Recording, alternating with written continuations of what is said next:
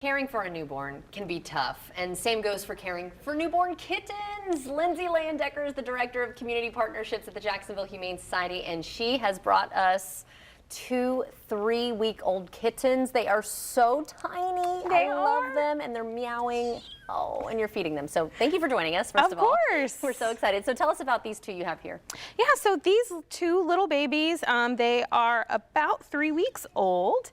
They came into us without their mama cat, and so I'm fostering them right now. You can see they're drinking from their bottle, so they need around-the-clock care, and it's just my job as a foster parent to make sure that they're eating and growing nice and healthy, and we take in quite a few of these at the Jacksonville Humane Society. Right, so we'll be talking about fostering in just a second here, but tell us about Find a Feline Friend fundraiser.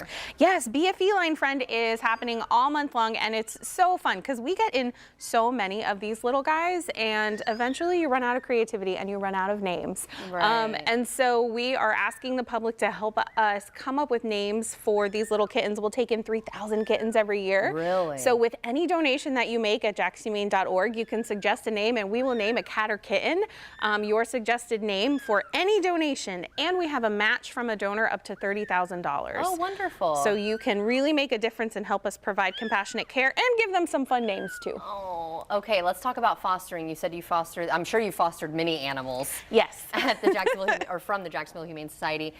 I mean, I've never done it. I have an aunt who's done it. She ends up keeping the animals, you know, in the long run because she just can't let them go. But what goes into fostering?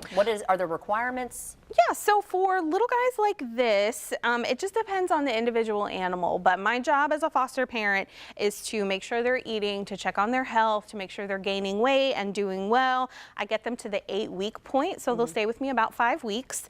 And at that point, they can return to the Humane Society, be spayed and neutered, and placed up for adoption. So it's really rewarding. I love watching them grow, and it's a great way to spend my time. Yeah. But it's a lot of work. It is. So we want to let people know that it's not going to be easy necessarily, because how many times do they have to eat, or how often? Well, these guys eat about every 4 or 5 hours, Right. but kittens come into us at all ages. So sometimes we get some that are eating on their own. So if you do work like a day job, or you're gone for a couple hours during work, that's fine. You can just set them up.